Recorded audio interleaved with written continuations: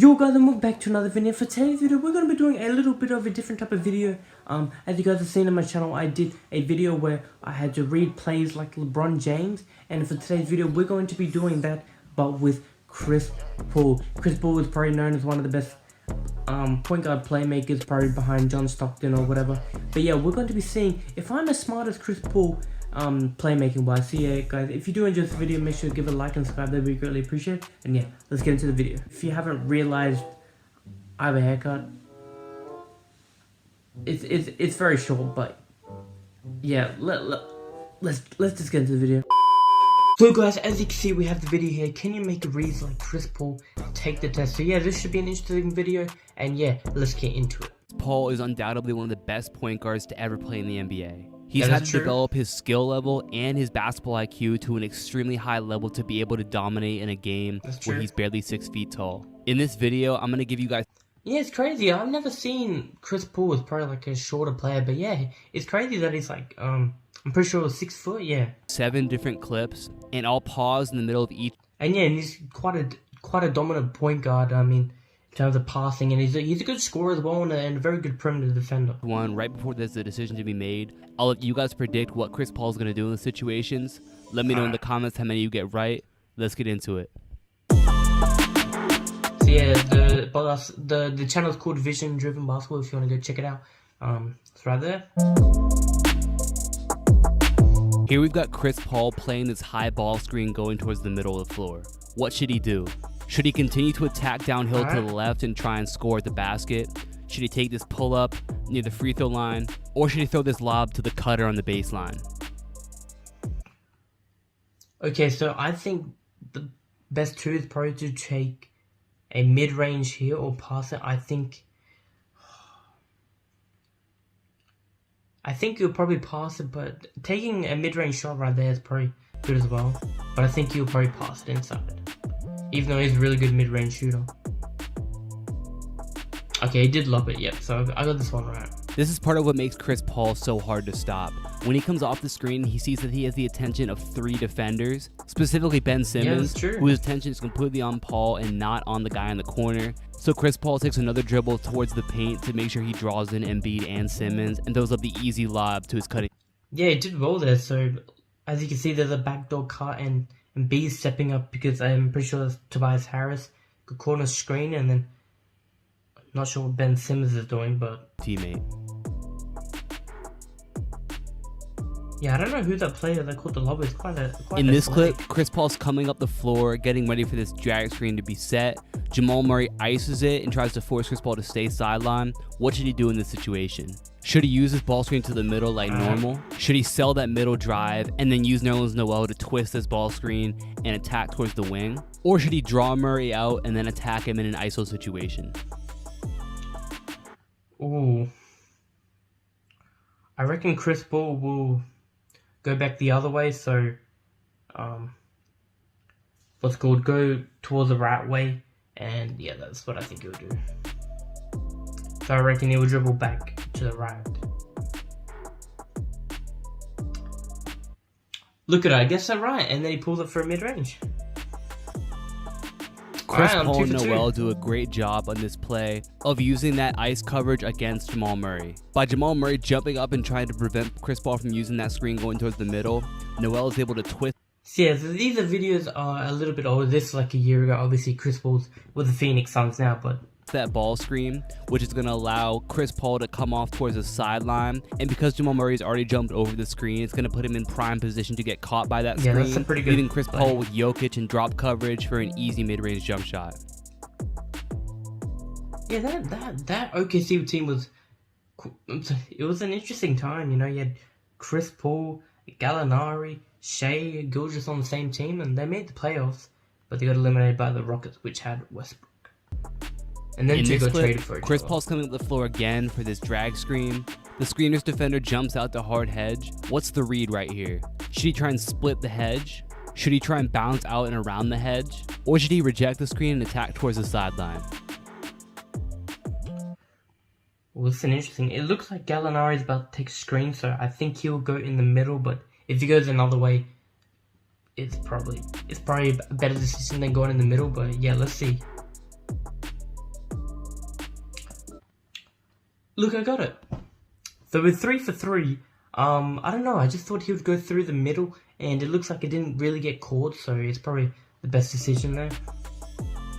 And then I'd love to know. This hedger jumps out way too early on this drag screen because the screen hasn't really even been set. So by the time the hedgeman is in position, the screener's still moving towards Chris Paul's man to set that screen up, meaning there's going to be a lot of room between the screener and that hedge guy for Chris Paul to be able to split and get downhill. And typically when you get to the middle of the defense like that, only good things are going to happen. Yeah, it was a good lob at the end to Noel. This time, I'll let you decide with no options. How should Chris Paul play this ball screen? Ooh.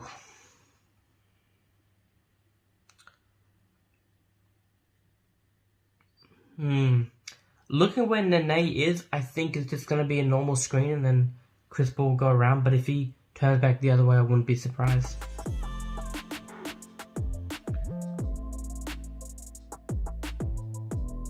Okay, so he did go back the other way. So we didn't get that one right, but I said if he did go that way, when Chris Paul sees how both his defender and the screener's defender are playing this ball screen, it becomes very easy for him to make the decision to reject the screen. First of all, his defender is a little bit early trying to get over that screen, and he's already lost momentum. So if Chris Paul continues to attack straight forward, his defender is going to have to start from a standstill. And on top of that, the screener's defender is playing drop coverage on the opposite side of the ball screen. So there's literally no defense on that right side. When he comes off... What is a Jazz team? Where's Rudy Gobert and Donovan Mitchell? Off that screen, he gets both his man and the hedger who come over to defend him, and a third defender comes as well, which leads to an easy pass to the rolling big. In this situation, Chris Paul comes off of the ball screen and goes into a dribble hold to hold his defender behind him and allow the play in front of him to develop. What should he do here? Should he immediately pull up for the jump shot hoping to get fouled? Should he hit his teammate in the corner for 3? Or should he use a little bump off to shoot this elbow jump shot? I think I have seen this one. Knowing Chris Paul, he might just pull up and then go get a foul, but he also likes to do that step back in the mid-range, but I think he'll probably do a step back. No, I'm going to go with the foul in the mid-range right there. Oh. Okay, so I changed it, so I didn't get it right, but yeah, he did the step back in the mid-range. Now this is a bit more of a complex situation, and I'm going to bring in some numbers to back up why Chris Paul took the shot as well. Holding this defender coming off of a ball screen is a great thing to do when you're facing drop coverage. Typically, that drop defender has to recover back to that big man, so if you can hold your guy behind you, a lot of times it's going to clear an open lane for you to either get to the back. Yeah, and it's very easy if the defender's behind you for them to foul you. Or have a wide open shot, which is the case that happens here. Chris Paul manages to hold Joe Ingles for a while, which allows Clint Capella to seal his man. That leaves the mid-range open. Chris Paul does have a teammate open in the corner, and that wouldn't be a bad pass to make. But out of a ball screen since 2013, Chris Paul has shot the most amount of shots from the elbow area, and he also has the highest efficiency in that area in the entire NBA. So him getting a look from the elbow is the best shot the Rockets are going to get on this possession. Let's switch it up a little bit for this play. For this situation, I want you to think of both ways Donovan Mitchell could react after he gets past this screen here. Once you think of both of those options, I want you to think of what Chris Paul should do in each situation.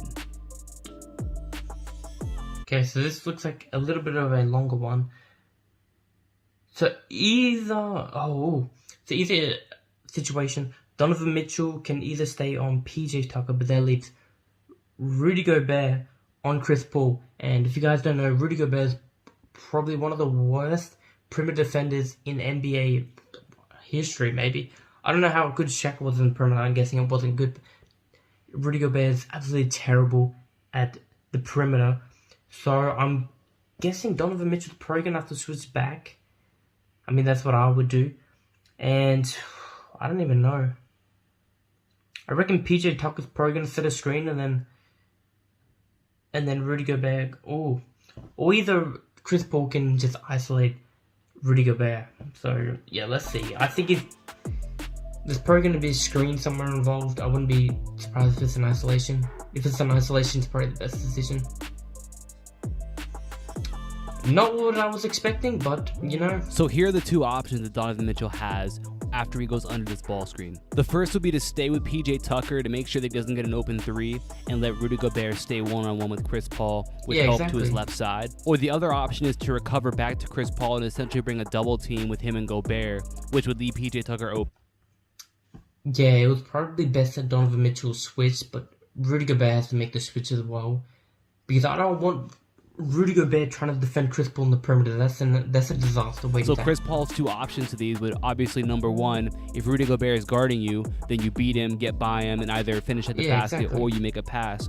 Or like what happens in the clip, if Donovan Mitchell rotates over for a double team, then you hit PJ Tucker on the pop, and he has a wide open three. For this last one, let's look at some off-ball movement. Watch how the defender is playing it and predict the read that Chris Paul is going to make right here. So it looks like the defender's is probably going to go around the right side of him. So I reckon Chris Paul's going to dribble back and then probably go for a mid-range shot. Okay, so we didn't go for a mid-range shot, it was a three-pointer shot, so either way, it's probably right. Chris Paul initially sets up his defender very, very well with his first pin down screen. I was going to say Chris Paul would probably go for three-pointer, but he's better at the mid-range, but yeah, either shot's probably best. Which, yes, it is a push-off, it was a foul, but guys get away with that all the time in the NBA. He then comes up to this dribble handoff, which is going to turn into another pin-down screen, and because his defender is scrambling to catch up after having to go under the first screen, he ends up having to go under this handoff / screen as well. So Chris Paul basically takes a dribble and uses the screen as a flare, while his defender goes under. Chris Paul takes advantage of that and shoots the open three. I hope you guys enjoyed this video and learned something from it as well. Make sure you guys click the top link in my description below to get my free... Okay guys, so that is the end of the video.